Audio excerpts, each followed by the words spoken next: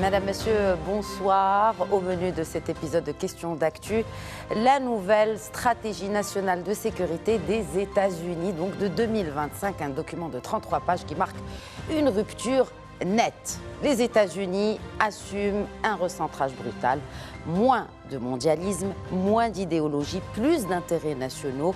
America First n'est plus un slogan, c'est désormais une doctrine stratégique assumée.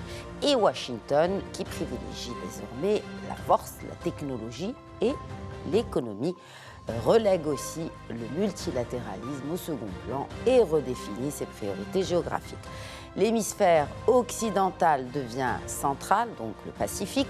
L'Europe passe derrière, sans réellement la nommer. La Chine est traitée comme un rival économique plus qu'un ennemi idéologique. La Russie est presque absente de ce document. Alors ce virage ne s'arrête pas aux frontières américaines, il trouve un écho politique direct en Amérique latine. Le Chili qui vient ainsi d'élire son président le plus à droite depuis la fin de la dictature de Pinochet.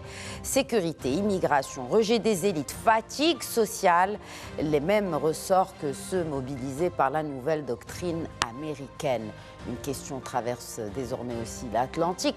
Alors sommes-nous en train d'assister à une reconfiguration durable de l'ordre international ou à une phase de repli stratégique qui redessine, cela dit, brutalement les rapports de force? Pour répondre à cette question, j'ai le plaisir d'accueillir sur le plateau la professeure en histoire et en sciences politiques, professeure Boutaina Ben Salem. Bonsoir. Bonsoir. Bienvenue à vous sur ce plateau, toujours Merci un plaisir. de m'avoir invité, plaisir partagé. Et avec nous aussi l'expert et professeur de relations internationales et un plaisir renouvelé de l'accueillir sur ce plateau de questions d'actu, professeur Zakaria Boudahab. Bonsoir. Bonsoir Léla Khadija, ravi de vous retrouver. De nous retrouver, vous nous avez manqué, Oui, professeur. Et je suis ravie de voir que vous vous sentez un peu mieux après Oui, absolument, la grippe que vous avez traversée. Merci en tout cas d'être avec nous. Se joint à nous depuis Vancouver, l'expert en politique, Hicham Ouattadid. Bonsoir et bienvenue à vous également. Merci pour l'invitation, Madame Khadija. Alors, je commencerai justement par cette question, Hicham Ouattadid, cette National Security Strategy 2025. Est-ce une stratégie de sécurité ou un manifeste politique de l'administration Trump? D'abord, je pense qu'il y a vraiment le côté politique qui pèse beaucoup plus lourd en fait dans la rédaction, mais aussi dans la philosophie de cette stratégie de sécurité américaine. Et aussi, ce qui la distingue en fait des précédentes, c'est que quand même il respecte la taille de celle de 93 ou même de celle de 2015, mais quand même il reste quand même un document qui n'est pas très élaboré en moyenne par rapport à l'ensemble des stratégies élaborées depuis le début de la mise en place en fait ou de la production de ce document. Je pense que quand même c'est un document qui met en avant l'aspect politique de Donald Trump, mais aussi l'esprit du Parti républicain et aussi et notamment les propositions, mais aussi la pression du mouvement MAGA, si vous voulez. Et je pense que cette National Security Strategy se distingue en fait par un fait majeur.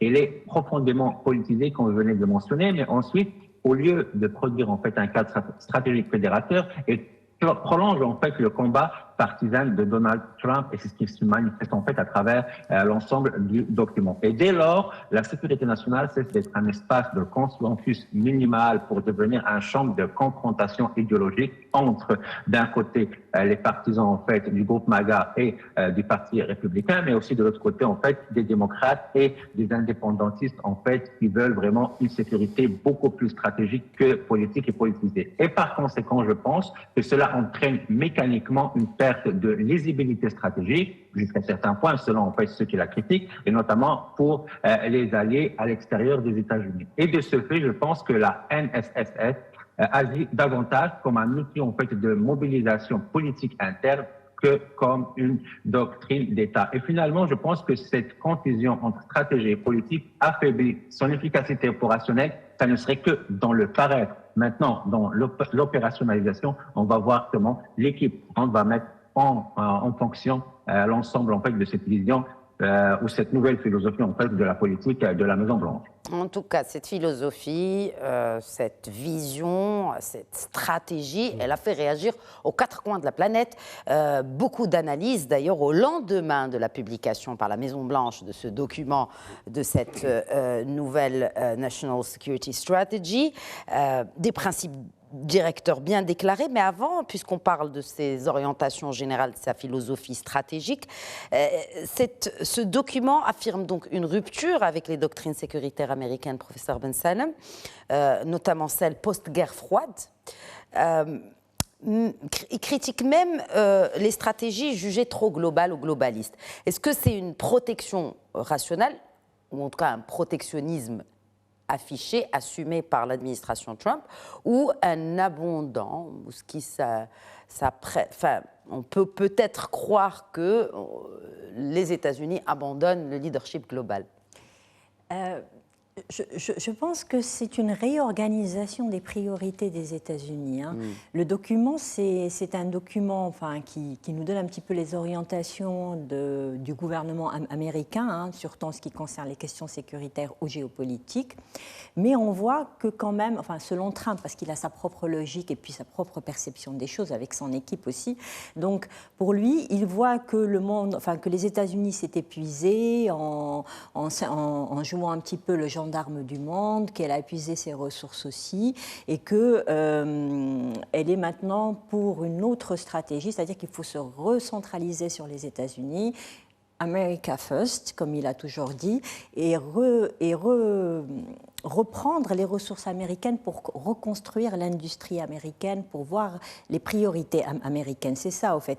Et il a vu aussi le monde avec des zones d'influence. Pour lui, les États-Unis reconnaissent maintenant qu'il y a un monde multilatéral. D'ailleurs, Rubio l'a bien dit lors d'une interview en début d'année.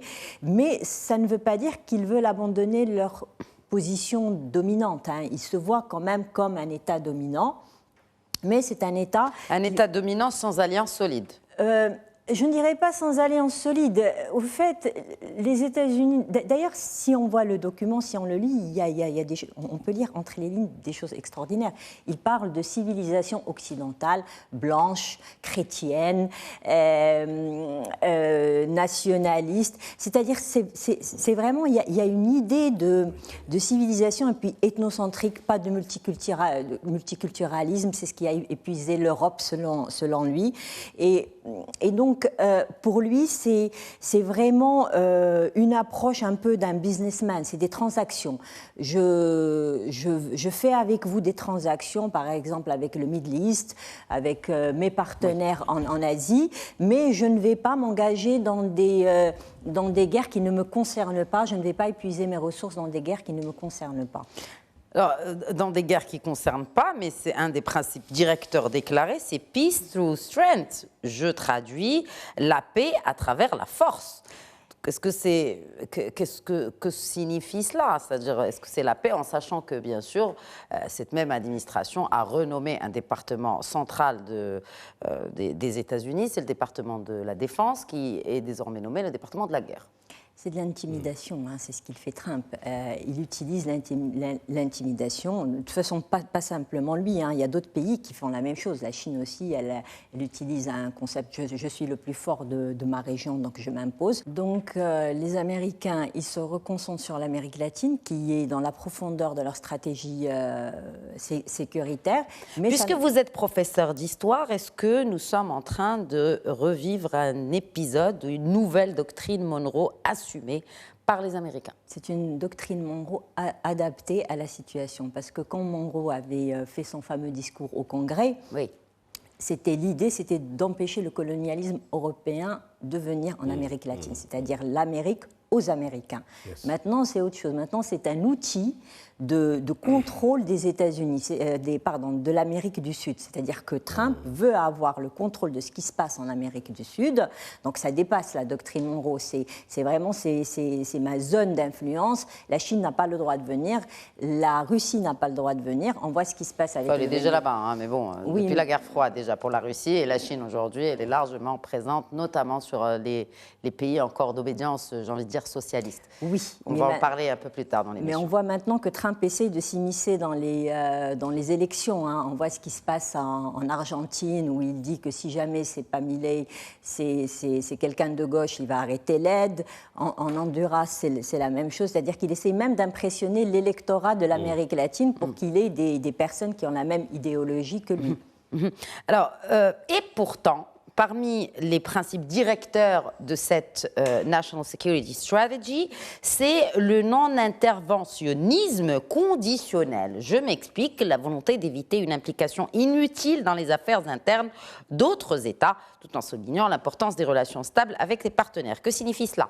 Professeur Abou Dahab, en lecture dans les relations internationales et surtout après ce que vient de nous expliquer professeur Ben Salem, d'autant plus qu'il faut quand même qu'on parle d'un allié, c'est l'Europe. Est-ce qu'elle a encore une doctrine de puissance face à cette nouvelle stratégie nationale de sécurité américaine? C'est un peu contradictoire, si ce n'est paradoxal, quand on sait que dans le cadre de la destinée manifeste, d'ailleurs, qui est inscrite dans le cadre de la Constitution américaine, l'une des plus vieilles, qui fonctionne toujours encore, c'est que les États-Unis, généralement, sont pour la cause des peuples opprimés, qui voudraient avoir leur liberté, etc. Et c'est la raison pour laquelle toute l'histoire des États-Unis, au moins depuis 1942, après la rupture justement de la doctrine Monroe, avec les événements de Pearl Harbor, eh bien, les États-Unis ont intervenu pratiquement partout au monde quand il s'agissait de soutenir tel ou tel qu'on appelle contraste, c'est-à-dire mouvement d'opposition.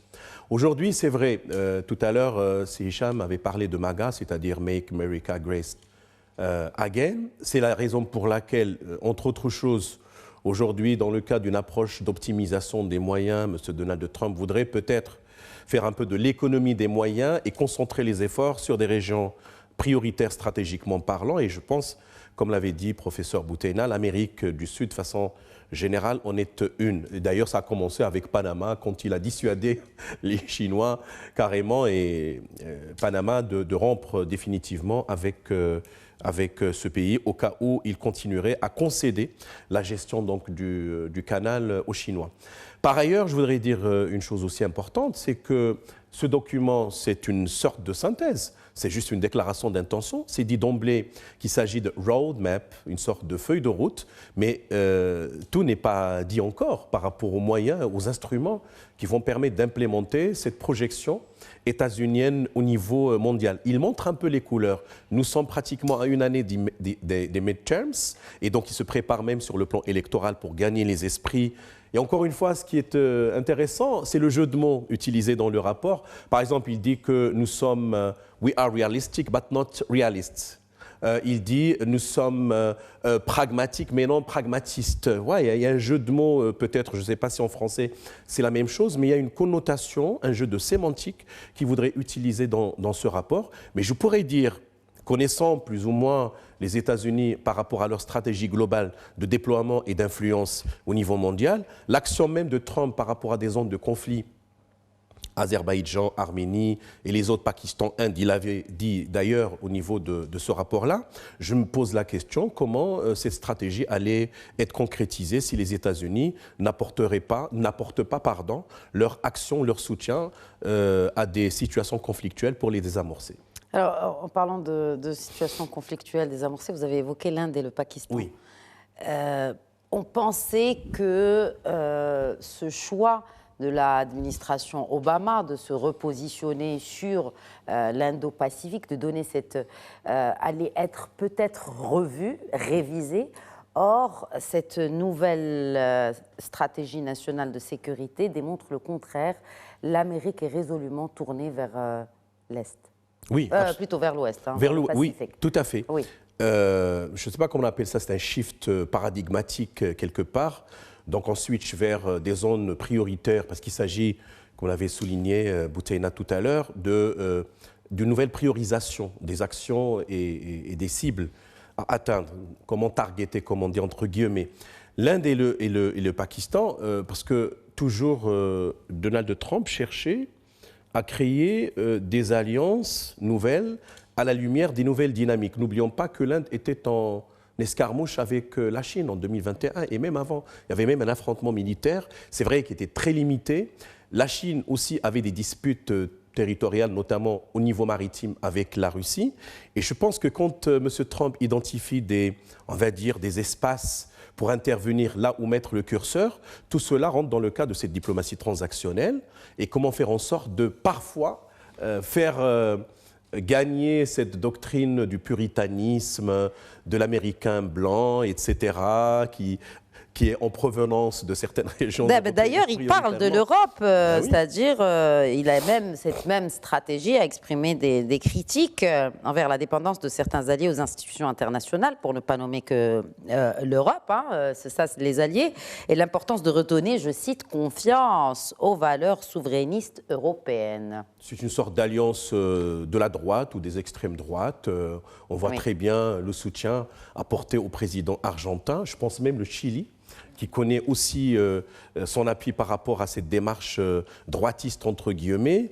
Quand on voit les rencontres avec Meloni, quand on voit aussi, eh bien, on se rend compte justement que nous sommes dans le cadre d'un souverainisme revu et corrigé. D'un souverainisme revu, ce qui est intéressant, c'est que la Chine, d'ailleurs, le président Donald Trump n'en est pas à sa première, j'ai envie de dire, stratégie de sécurité nationale. Il y avait celle de 2016, pardon, qui a été aussi derrière beaucoup de critiques, mais qui a placé la Chine comme ennemi, notamment idéologique. Alors maintenant, c'est plus les pays de la gauche de l'Europe qui ne sont pas sur la même lignée de la philosophie, de la doctrine du président américain.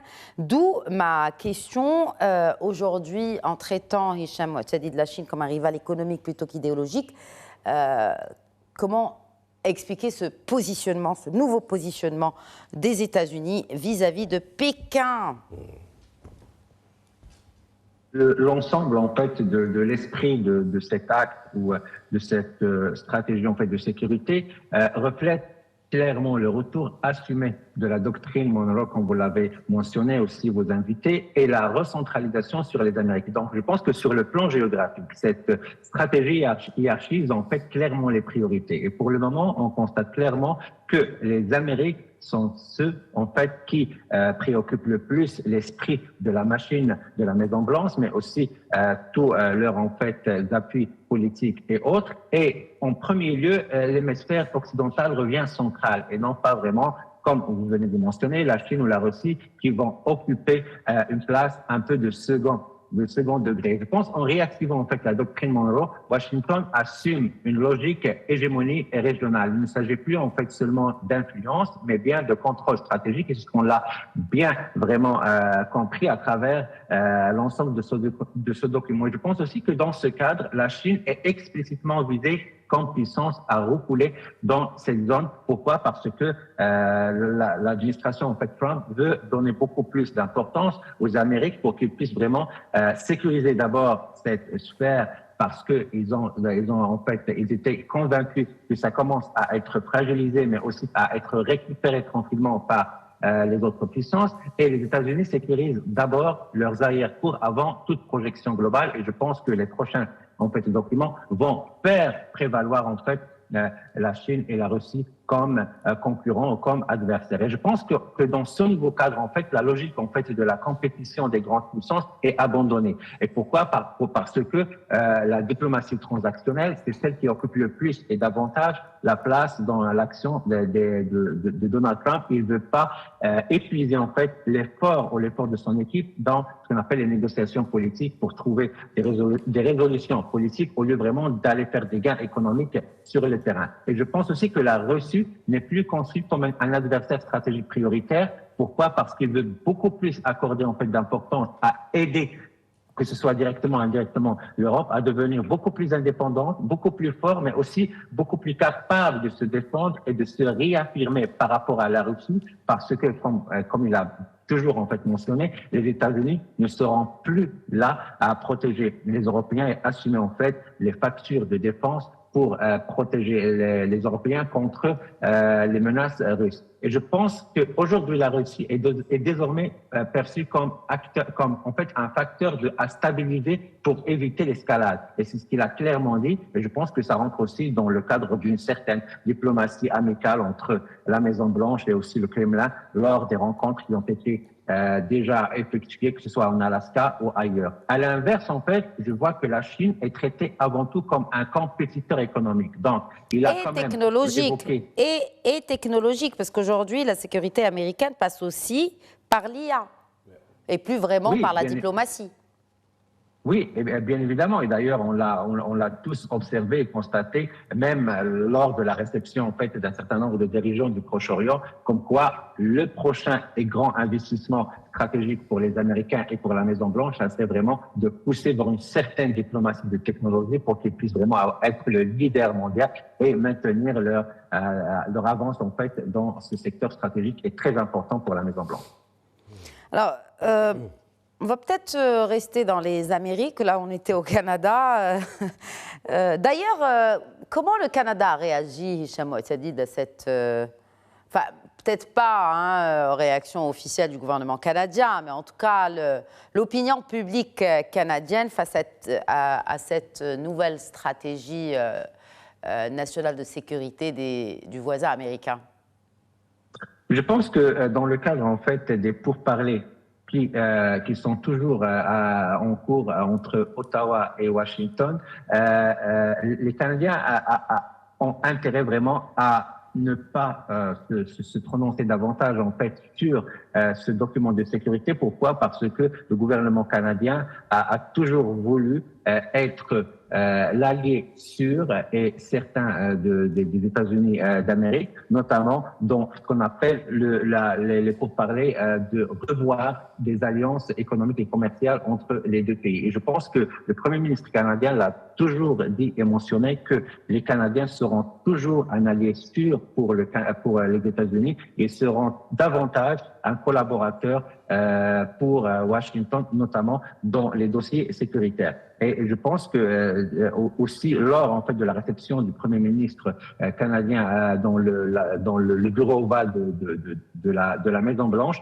il a manifesté son intérêt vraiment même de connecter le Canada dans le cadre de ce projet de Donald Trump de la dôme en fait d'or militaire où le Canada sera connecté directement aux États-Unis pour qu'il fasse un seul bouclier militaire contre toute menace, que ce soit venant de l'Est ou de l'Ouest des deux pays. Et je pense que généralement les Canadiens vont s'inscrire dans cette doctrine de la Maison-Blanche, notamment dans le sens en fait ou dans le secteur sécuritaire. Alors, s'il y a aussi d'autres pays qui s'inscrivent, j'ai envie de dire, sur la doctrine américaine, c'est bien les pays d'Amérique latine que vous connaissez très bien, professeur Ben Salem. On aimerait bien que vous nous expliquiez cette droitisation de l'Amérique latine. En tout cas, si on prend le continent, il est littéralement coupé en deux. Donc, on a un côté rouge, si on peut l'appeler ainsi, donc plus conservateur, de droite, et côté droit, plus bleu, donc plus de gauche, socialiste. Comment expliquer cette montée? Est-elle durable ou juste un rejet des gouvernements qui n'ont pas livré leurs promesses? Je pense que c'est le résultat de crises économiques, de malaise social et puis d'échecs des gouvernements à appliquer des politiques publiques qui répondent aux attentes de leur population. Rien que voir quelqu'un d'extrême droite qui arrive au pouvoir au Chili et qui est un grand admirateur de Pinochet avec toute l'histoire de Pinochet, c'est choquant en quelque sorte. Mais il est d'origine allemande. Voilà, il est d'origine allemande, avec des connexions avec le parti nazi. C'est vraiment un rejet au fait de tout ce qui est venu après Pinochet. Et c'est ça ce qui est choquant, surtout que cette période-là, elle était extrêmement sanglante. Et donc, on est vraiment... on a la même chose en Argentine, on a aussi en Honduras un candidat d'extrême droite. Et bon, il faut savoir aussi que Trump trouve qu'il peut collaborer plus facilement avec ces candidats-là, qu'il partage avec eux une certaine idéologie que ceux de gauche. Et c'est ce qu'il voudrait, lui. Il voudrait avoir des gouvernements avec lesquels il va travailler. Et il faut savoir aussi que... c'est aussi un terrain de compétition avec les Chinois, l'Amérique latine. Effectivement, Il faut le rappeler quand même. Oui, c'est un terrain de compétition. Mais au fait, ce qui se dégage aussi de ce document, c'est que Trump veut reconstruire sa force industrielle, la force industrielle des États-Unis. Et il veut que l'Amérique latine soit un prolongement de cette force industrielle. Il veut avoir des entreprises, il veut profiter des ressources aussi de l'Amérique latine. Et donc, pour cela, il veut travailler avec des gouvernements qui partagent la même idéologie que lui et faire pression sur les autres pour les ramener à être sous le contrôle des Américains. D'où ce qui se passe au Venezuela. Et il veut contenir l'influence de la Chine. Jusqu'où peut-il aller au Venezuela, Donald Trump? C'est une très bonne question. Il faut savoir que le Venezuela, ce n'est pas la première fois qu'elle est sous sanctions. Lors de son premier mandat, Trump avait imposé des sanctions très dures au Venezuela. Et que c'est un pays qui se maintient très difficilement. C'est-à-dire qu'il a les plus grandes réserves de pétrole, mais il vend son pétrole à travers le marché noir.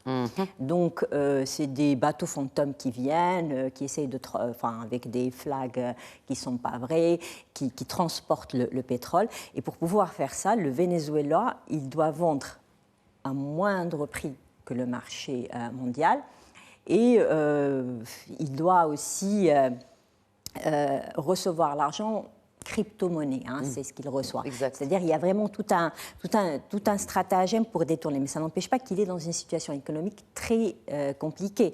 Donc en ramenant les bateaux, en bloquant l'air, en bloquant la mer et en saisissant le dernier pétrolier, c'est un message que Trump envoie à Maduro qu'il faut qu'il abandonne le pouvoir parce que sinon il va être dans une crise économique qui va vraiment étouffer le pays. Mais pas que, parce qu'il y a les autres pays aussi. D'ailleurs, on craint aussi, on prévoit que la Colombie risque de tomber à droite aussi, notamment à cause des vagues de migrants vénézuéliens qui fuient la misère, qui fuient aussi l'oppression du régime vénézuélien.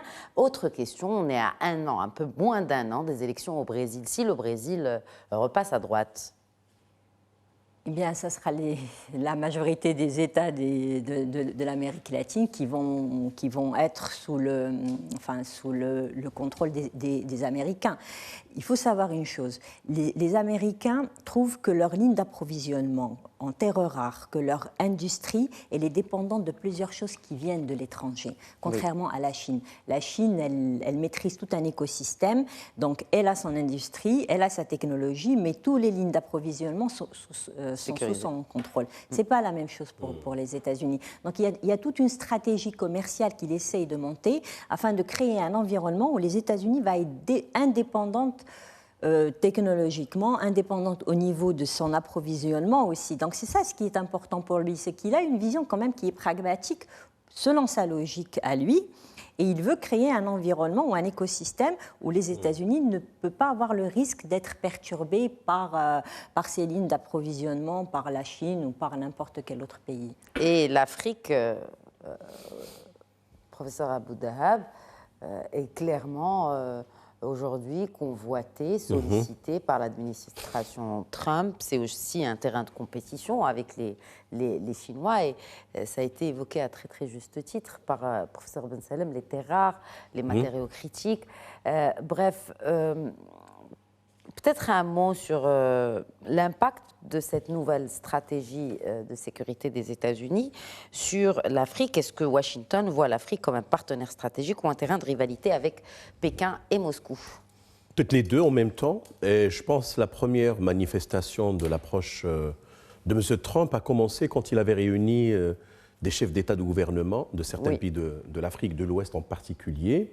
Et d'ailleurs, il se préparait également à avoir une autre rencontre cette fois-ci, réunissant une dizaine de chefs d'État de gouvernement. Par ailleurs également, on sait très bien que l'AGOA, qui est l'African Growth Opportunity Act, a expiré en septembre 2025.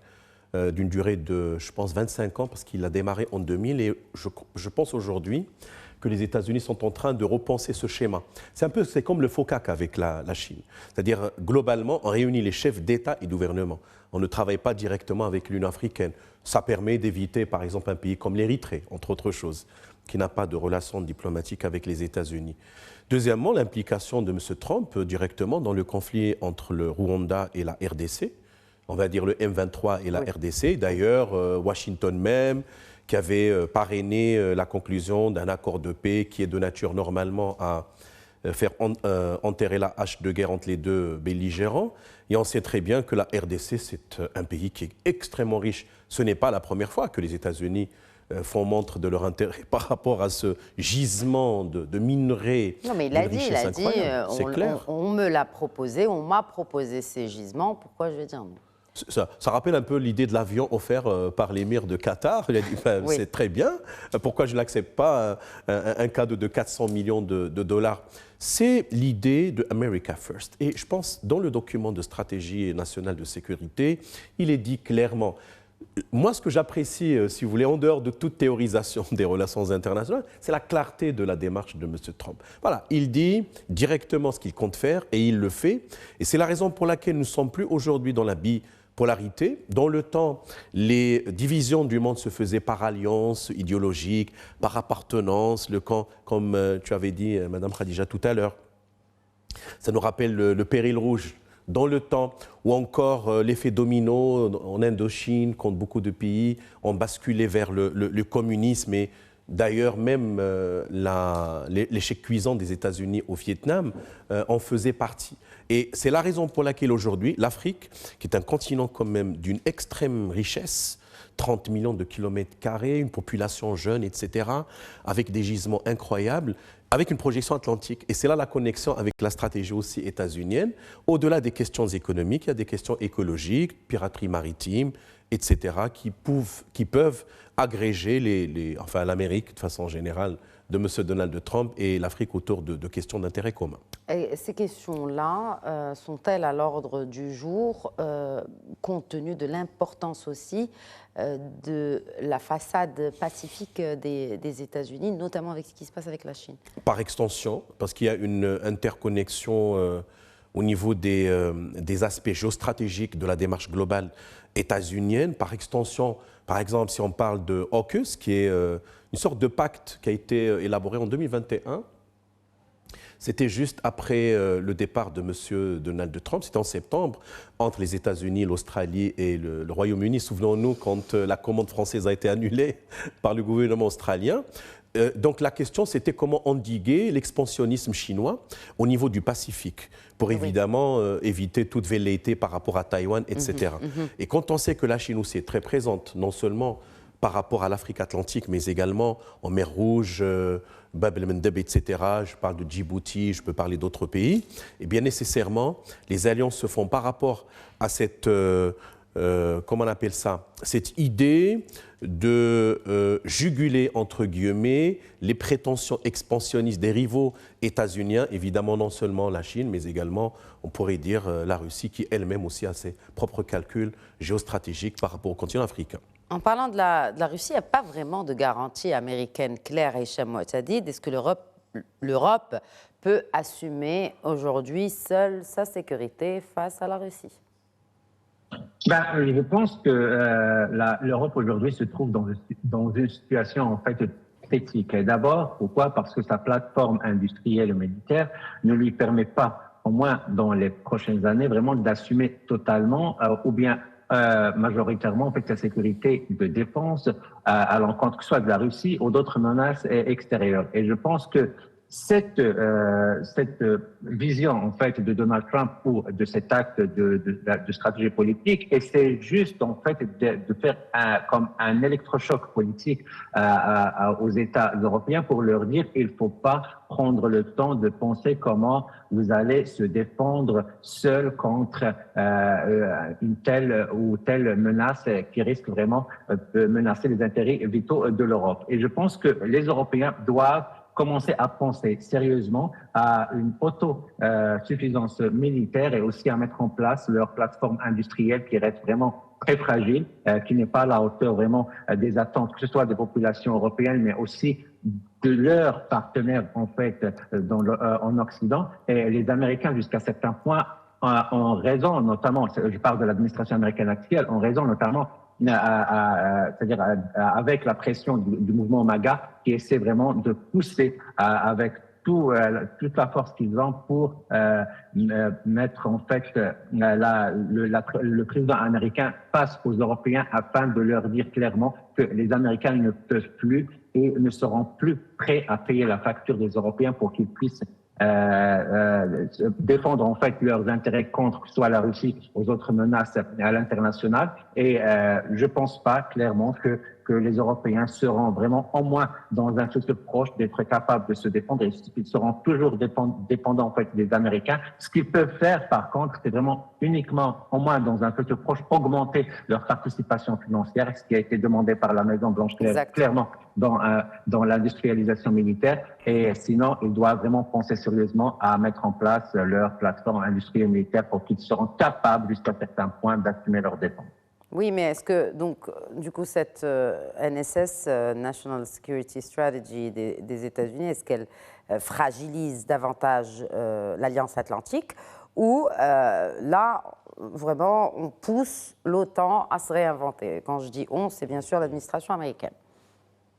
Je pense que jusqu'à certains points, il va pousser en fait les dirigeants de l'OTAN à repenser leur manière de fonctionner. Ça ne serait que temporairement dans cette phase de transition, en attendant à ce que comment les Européens vont agir à cette vision de Macron, ou comment ils seront capables de s'auto-défendre tout seuls en mettant en place des mesures concrètes et non pas des discours diplomatiques et politiques. Parce que qu'est-ce que les Américains ont constaté depuis longtemps? C'est que à chaque fois il y a une demande américaine, les Européens, qu'est-ce qu'ils font? Ils vont répondre par des actes politiques, un discours diplomatique ou encore des collaborations purement politico-politiciennes. Or, aujourd'hui, le mouvement MAGA, ce qu'il demande, c'est vraiment des réponses concrètes en fait, à la demande de la Maison-Blanche et un engagement financier d'abord vraiment en urgence pour qu'ils puissent augmenter leur part en fait de contribution dans les budgets de militaires de défense de l'OTAN, mais aussi de mettre en place une feuille de route concrète qui permet aux Européens d'avoir leur plateforme industrielle et militaire afin qu'ils puissent être capables de se défendre contre toute menace extérieure, notamment la Russie, mais aussi, qui sait, contre d'autres menaces qui peuvent arriver à n'importe quel moment, que ce soit de l'interne, mais aussi de l'extérieur de ce continent. Merci. Et le président américain était clair que même la composition, le tissu politique européen commence à être fragilisé. Pourquoi? Parce qu'ils ont constaté même qu'au niveau de la liberté d'expression, ils ont constaté un recul, et cela, l'administration américaine ne l'a pas apprécié vis-à-vis des Européens. Absolument. Et un mot de la fin, professeur Ben Salem, comment voyez-vous l'après-NSS? De toute façon, Trump est à la Maison-Blanche. Il a sa propre logique, sa propre manière de voir les choses. Oui. Maintenant, il a déclaré ses orientations, comme a dit mon collègue tout à l'heure. Et donc, il faut faire avec, tout simplement. Certains pays essayent de s'adapter, d'autres se rebiffent mais ne peuvent rien faire. Mais il est clair que les États-Unis ne veulent pas un conflit qui va l'épuiser. Elle veut isoler certains pays stratégiquement ou les contenir, travailler sur eux-mêmes pour pouvoir refaire l'Amérique grande. Mais moi, ce qui me choque un petit peu, c'est la perception civilisationnelle des États-Unis, c'est-à-dire l'homme blanc, sachant bien que c'est des protestants qui sont arrivés, comme l'a bien dit mon collègue tout à l'heure, de l'Angleterre, et que la dernière découverte scientifique, le plus ancien homme en Angleterre, il était mat de peau, de cheddar man, comme ils ont dit, c'est quelqu'un de très mat de peau, donc cette question de couleur et de religion, c'est quelque chose de vraiment ça présage quand même un choc culturel après, pas d'immigrés, pas de multiculturalisme, c'est quelque chose qui inquiète, parce qu'elle sépare plus qu'elle unit. Mais est-ce qu'elle n'unit pas aussi ceux qui ont voté Trump. C'est-à-dire, comme l'a expliqué tout à l'heure, on est à la veille des primaires. Donc, je pense que... Est-ce que vous... moi, je vais vous interpeller. Hein. Je suis là pour poser des questions, mais pas pour vraiment afficher un avis. Mais est-ce qu'on pourrait pas peut-être lire cette nouvelle stratégie nationale de sécurité des États-Unis avec les lunettes purement électorales à la veille des primaires l'année prochaine? Oui, il y a un côté électoral très important, mais il ne faut pas oublier aussi que Trump est entouré par une équipe qui veulent une politique hawkish. Vous avez Rubio, par exemple, qui vient de Cuba. Par rapport à Trump, quelquefois, Trump, il préfère la transaction, mais Rubio préfère quelque chose de plus dur, de plus... Donc, ce n'est pas simplement lui, c'est toute l'équipe qui est derrière lui aussi, qui a son mot à dire et qui a sa propre perception des choses. On n'a pas parlé du Middle East. Yes. Un dernier mot sur le Moyen-Orient. Pour Donald Trump, ça y est, la guerre est finie, mais le Moyen-Orient, évidemment, il vante l'attaque contre l'Iran en juin 2025, évidemment. Il se considère toujours comme étant un homme de paix, et c'est la raison pour laquelle, en constructivisme, en relations internationales, la question des identités, des perceptions, le background culturel, très important. On n'a pas la même vision des choses, mais je pense... Ce qui a fait la richesse des États-Unis, c'est l'American Way of Life, c'est-à-dire le melting pot finalement. C'est cette interaction entre les peuples qui ont fait la richesse des États-Unis. Il ne faut pas l'oublier. Les États-Unis, normalement, leur force tient à ce multiculturalisme qui a fait le jazz, qui a donné les meilleures équipes de basketball, qui a fait que... Et de là à faire un tournant radicaliste comme le fait... au moins M. Donald Trump, qui d'ailleurs, faut-il le rappeler, avait créé une sorte de Golden Card for Immigration, de 1 million de dollars pour les personnes qui voudraient venir aux États-Unis, n'ont qu'à payer. Donc nous sommes quand même dans une diplomatie un peu excessive sur le plan transactionnel, comme on dit. Et voilà, c'est le temps de M. Donald Trump. Et rappelons aussi une chose importante, c'est celle qui a remporté le prix Nobel de paix. Machado, c'est bien ça ?